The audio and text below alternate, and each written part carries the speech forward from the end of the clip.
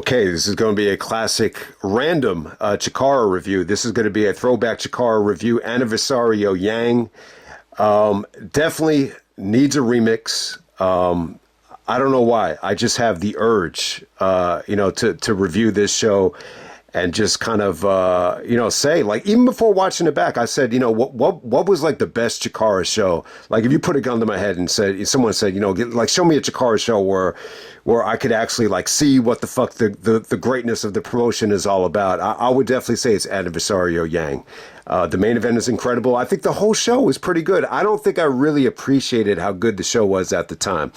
I think the initial review, there's a lot of flaws, in multiple aspects, which I'm not going to get into. The audio, disconnected from the product, not that knowledgeable about Chikara. You can make a checklist of everything that went wrong there. But the bottom line is, I think Aniversario Yang, it's a show that definitely, when you're looking back on it, I thought it was awesome. I think it definitely gave Chikara some momentum. And I think when you look back at that time frame, when you're going back to this show, and you see the run the company went on, for the next 2 years, you can make the case. If you look at it in a certain way, I think you can make a case that Chikara was probably the best promotion. But we're going to go all the way back to May 24th, 2009. This is from Philadelphia, Pennsylvania, the ECW Arena. At the time, the new Alhambra Arena, as Kenny Omega would say. And same venue that they were running HDNet in. This did not, look, when you listen to the atmosphere of a generic HDNet taping from this time frame, I just felt like this was a much better crowd than you usually got. It was, see, the problem with Ring of Honor at that time, it was very difficult to sell people on Ring of Honor, especially with that television show, to be completely honest with you. But we're going to go all the way back, man. To Aniversario Yang. This was really their anniversary show. They would call their anniversary shows Aniversario, and then they would give it like a special name at the end of it. For this weekend, it was a whole weekend. They had Aniversario Yin, which I don't think I ever saw, but Aniversario Yang created a lot of buzz. The reviews were incredible. A lot of people said that this, from start to finish, like this is like Chikara's, diamond in the rough. It's like their first amazing show. The main event was incredible. Maybe the promo of the year. The Chikara tag match, this was just incredible too. There's just so much good stuff on this show. And so at the time, I just don't think I really appreciated how good it was. But, the first match tonight, we have the Rougnecks. We got Brodie Lee. Rest in peace to Brodie Lee, teaming up with Grizzly Redwood. Every time I hear Grizzly Redwood, I remember Big Rat, told me when I think we were at Supercard of Honor 2013. He was showing me on his phone that Grizzly Redwood had just gotten fired from Sinclair by Joe Koff. So every time I see Grizzly Redwood, I think of that. But, the Roughnecks taking on Los Ice Creams. The Roughneck team of Brodie and Grizzly, they definitely fit the mold of, lumberjacks with the Grizzly, the beards and everything. It was really, really a cool team. And Los Ice Creams, I always thought like the ice cream team was Quack and Jigsaw, but I really can't find any proof that was really them. El Hijo del Ice Cream and Ice Cream Jr. are the official names. It could be somebody playing them in disguise. Who knows? If it was Mike Quackenbush, it wouldn't completely surprise me. I know, I think Christopher Daniels might have played one of them later on as Curryman. Well, I thought they were a lot of fun. I just think, once, like if you see the ice cream cone people come out, you just say to yourself, like, what the fuck am I watching here? But if you're in the right state of mind, you're in the right mood. It was actually a fun way to start off the show, believe it or not. But next up, we have what I think is really the most underrated match of the night. We have Ophidian taking on Arik. So really good stuff here. I think both of these guys, they might go down as like forgotten. So Ophidian's actually from the Osirian Portal. The Osirian Portal was like very much like an evil snake team. And Arik Cannon, actually came out to the ring with like a mohawk. He was actually, every time he came to the ring at Chikara, he was actually representing his own promotion called the F.I.S.T promotion, which was from Minnesota, which is where he's from. So, That is what you really remember about Arik Cannon, is that he had his own promotion. He was a good worker though, man. He was a good wrestler. And Ophidian was like a slithery snake here, just the way he flowed in the ring.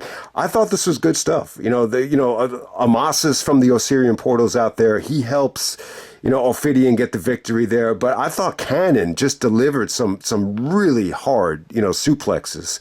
The one where he actually suplexed him onto the rope and then just kind of flipped him. I mean, that switch up right there was awesome. So he had some great moments, and I thought both of these guys, a little bit over 10 minutes. I think this is great. I think it's closer to 4 stars than 3. Most people gave it around the 3 level, the 3.25 level, but it's really good stuff. I think Arik Cannon was a hell of a worker. I just think the problem was he's probably a little bit too short. He had a very like punk rock, unorthodox, look. Maybe that's what hurt him, but yeah, I always thought he was really good. CHIKARA would always bring him in, for the bigger shows around that time. So definitely check that out. Next up, we have Delirious teaming up with Ultramantis Black and Crossbones, the Order of the Neo Solar Temple, taking on the Super Smash Brothers of Player Dos, Player Uno, and Creator Wrestler, if anyone remembers him. So at this time, Delirious is like this evil. This felt like a Nintendo game. It felt like, good versus evil in a Nintendo game. This felt like I was playing or watching like Link to the Past, where you get good versus evil.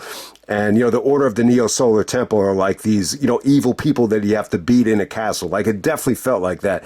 Ultramantis Black had such an awesome voice. If you ever get to hear him on commentary, it almost feels like he's out of a fairy tale. Like, that's how good he sounded. And you get the evil version of Delirious here.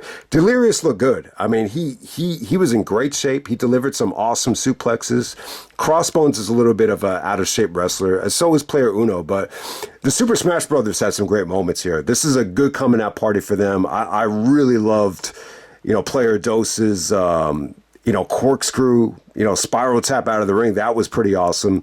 And the match was just fun as hell. It was pretty awesome. Lots of good breakups, lots of good, action throughout this thing for 10 minutes. It was very, very entertaining. So definitely check that out. We have D'Lo Brown teaming up with Glacier to take on the unstable of Colin, Delaney, and Vin Gerard. I think this was pretty good, man. Most of the times when I talk about D'Lo from this time, when he came to the Indies in 2009, I was kind of negative on him. I just don't know if, putting D'Lo into the fire at that time on a Ring of Honor show, especially in the second half against an ROH legend, was the way to go. In this situation here, it was fun. It was pretty fun. I think, what you could take away from D'Lo at this time was how big he looked, especially compared to guys like Colin Delaney and Vin Gerard. I mean, those guys are like, wrestling school, generic, figures in terms of their physiques. So, D'Lo Brown looked huge, compared to everybody on the Indies. He didn't come across like a big dude, like in the Attitude Era. So that's what was funny about it. And, D'Lo Brown actually did the CHIKARA special, which is almost like an arm bar and a leg lock combined, which at a certain time, it was like some sacred secret move that no one knew how to pull off. But D'Lo actually does it here.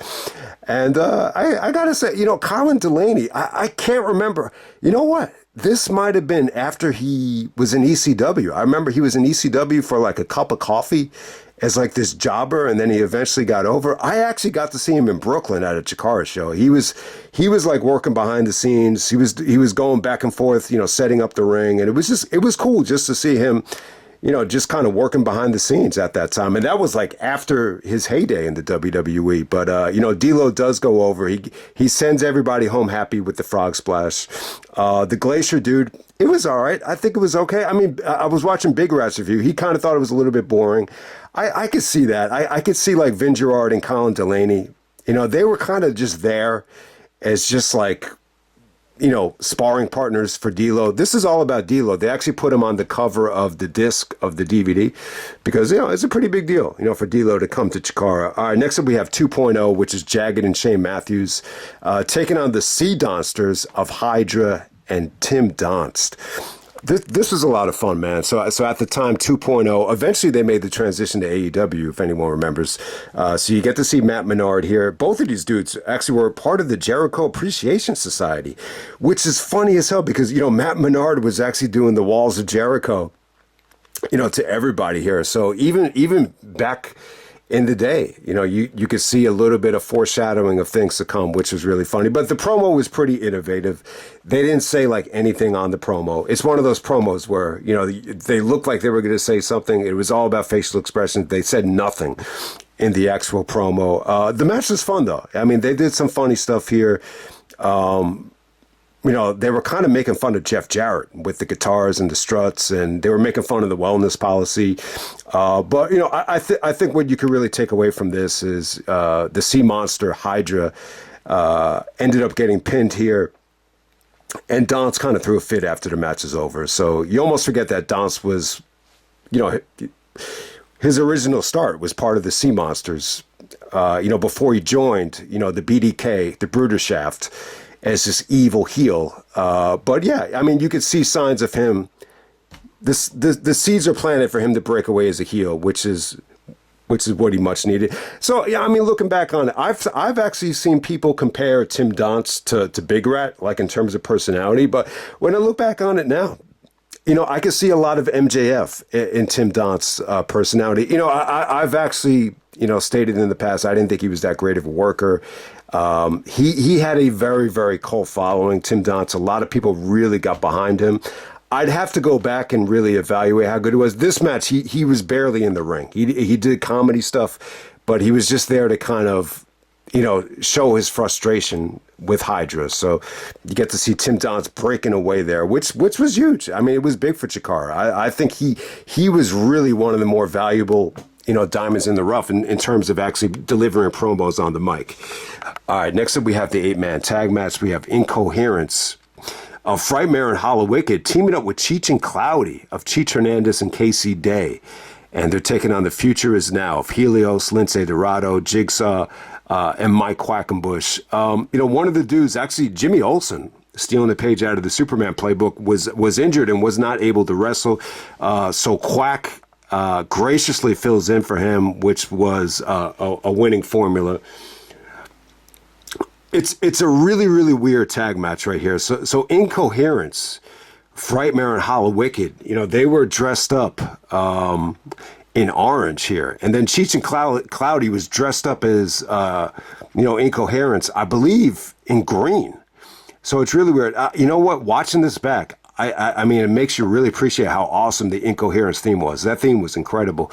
But, this was awesome. This is just vintage Chikara action. Even in the original review, the easiest thing to say about this match is, it was very similar to the Chikara Showcase, that kind of style that really created some buzz. I mean, it was just, fast-paced action, a lot of lucha action. Obviously, you got Lince Dorado in there. Helios is actually Ricochet, so you get to see a younger version of Ricochet. Ricochet looked good, even at that time.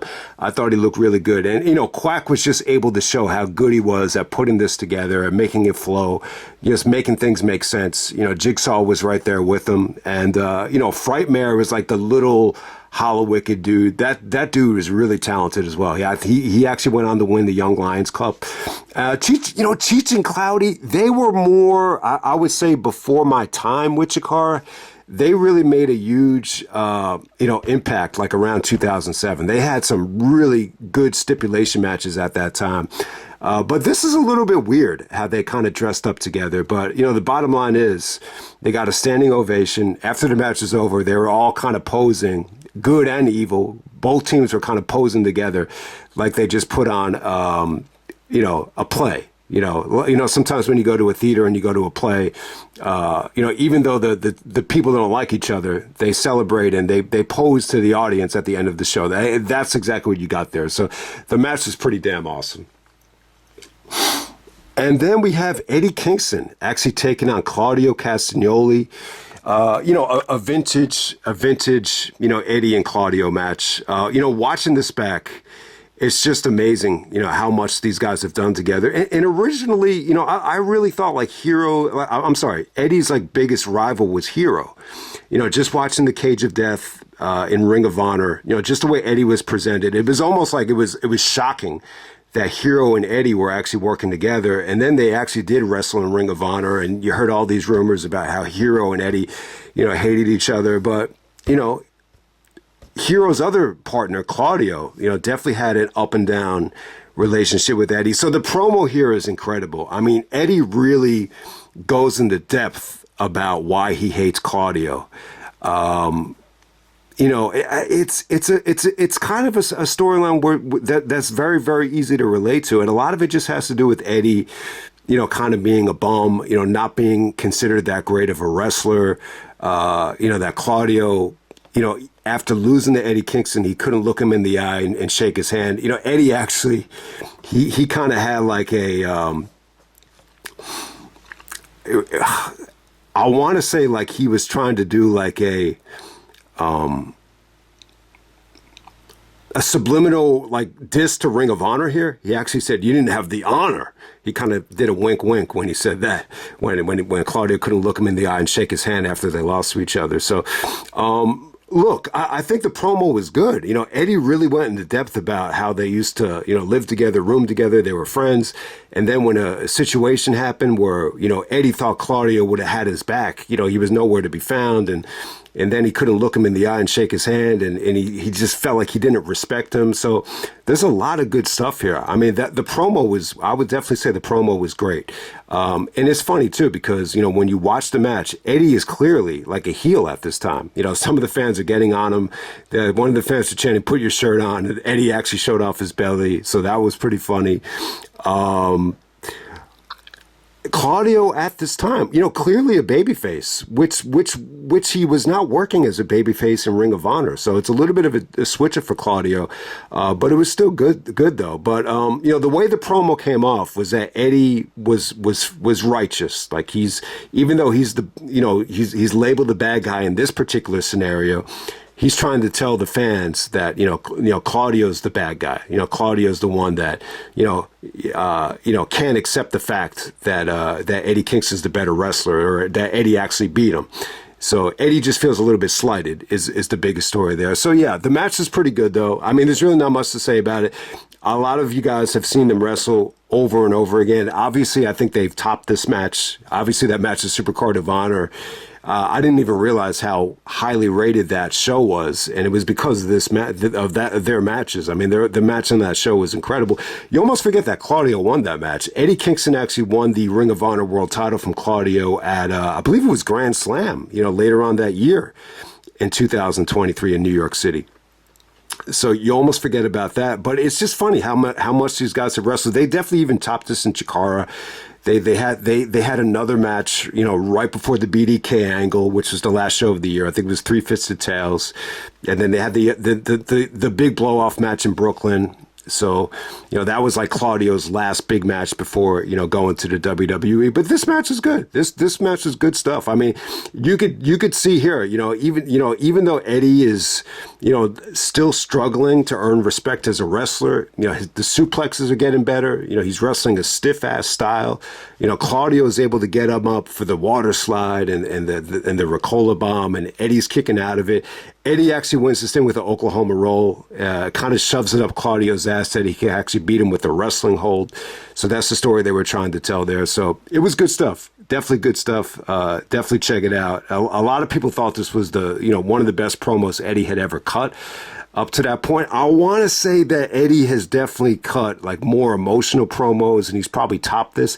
I remember the Eddie promos, going into High Noon against Quack, were really emotional. And then obviously, I think Eddie probably topped this, even when he was, feuding with Hero, at the end of the year as well. And then the main event, we have the Colony. We have Fire Ant and Soldier Ant taking on Team Fist of Chucky Taylor. And Icarus, this is when Icarus had the long hair. You, when you watch this match, you know Chuck Taylor and Icarus are losing just because they really need haircuts. So it's a double mask versus double hair match. If both teams get counted out or both teams get disqualified, then both teams are going to have to lose their hair and their mask. So that's the stipulation here. So yeah, you know, the Colony here, Fire Ant and Soldier Ant. All right, so the Colony, if anyone forgets about the Colony, Fire Ant is definitely Orange Cassidy. He actually wins this match with multiple beach breaks, so you know that's Orange Cassidy. I think Soldier Ant might be, is it Drew Gulak? So Drew Gulak and I think Tracy Williams are the other members of the Colony. This particular match is just Fire Ant and Soldier Ant. There's actually a second Soldier Ant that comes out, which is the only part of this match I don't like. I just don't think it made a lot of sense. You know, you would have to keep watching Chikara for them to actually follow up on it. It was probably, yeah, you know what? Actually, that might have been Pinky Sanchez as the backup Soldier Ant. Now that I think about it, yeah, I think that's actually what they were going for. I could be wrong about that. Pinky Sanchez was definitely in the Colony. I just can't remember if he was that backup Soldier Ant. People would be like, you know, what the fuck are you talking about here? I mean, it's kind of weird, but look, the match was awesome. Anybody goes on YouTube and checks out the trailer for this show, the way they cut it up, they just really emphasized the fact that this is a war, and you know it's a huge match. There's a stipulation at stake right here. You know they're going to lose something, and just the way they were fighting like their lives were on the line. It was awesome stuff. I mean, Chucky Taylor, some of the Alpha Waffles, they were calling the Alpha Waffle the Omega Driver at the time, but man, some of those Alpha Waffles, the one through the table was awesome. There was even another one that was broken up. So many great breakups here. It's definitely maybe the best Chikara match aside from any of the King of Trios events or whatever. I know King of Trios have had some great stuff in the past, whether it's in the tournament or the four ways. But this is incredible, like just for like a one-time only Chikara show. It's just, you know, you get so much great stuff here. I think Icarus is definitely a good heel. He really reminds me of like that kid from the neighborhood that, you know, was always being a bully or always like pulling jokes on you or always like a pain in the ass. He definitely reminds me of that. So there was actually a Chikara show in Brooklyn and, you know, F.I.S.T with Johnny Gargano at the time. They were just kind of hanging out like during intermission in the back. And yeah, Icarus kind of gave me this look like, what the fuck is this guy doing here? And I wish I had went up to Chucky and asked him about Bola or something just to start a conversation. But Icarus kind of gave me this look like, I don't know. It didn't feel like he was playing a character. Like that's just really him. Like he's kind of like he's kind of like a, you know, one of those guys that's like full of shit. Like that's kind of this is like his real personality. That's my gut feeling about it. He actually busted out a pedigree here and he got a lot of heat. So that was pretty funny. Yeah, you know, they did a lot of Chikara specials, like Fire Ant and Soldier. I think it was Soldier Ant. He busted out that Chikara special, you know, so that was a great near submission. Yeah, just tons of great breakups here. Tons of great high spots. You know, Fire Ant with the beach break to end the thing. It's pretty awesome, man. It was really, really awesome. You know, Chuck Taylor's facial expression when he was getting his head shaved was pretty crazy. But yeah, Chucky's hair grew back pretty quick because I remember my first Dragon Gate USA show. You know, Chucky actually came back out for the main event, and I remember saying to myself, "Man, Chuck Taylor, you know, his hair is really long again." So, I mean, Chucky's hair grew back in a flash. So, but that was like a whole year later. So, but yeah, Icarus definitely needed the haircut. You know, Grand Akuma is actually with them at the time. It's not Johnny Gargano. So I wanted to make that clear. But I got to say, the Colony were a lot of fun. I mean, they took chances. You know, they did some great double team moves. You know, just the way they would fly off the ring. Everything about it was just awesome. And they came out with the Dave Matthews Band, Marching Ants, which I would say this about that theme, that Dave Matthews theme. Like, that is like it's one of the most like feel good ending songs, like to end a show. It didn't necessarily come off like that here. It might have been King of Trios when they won it, where I just said that is like such a feel good song. for everybody to go home to, that Dave Matthews Band song. So yeah, that Dave Matthews album, the one that came out in '95, which had the marching ants on it, that was definitely a great album.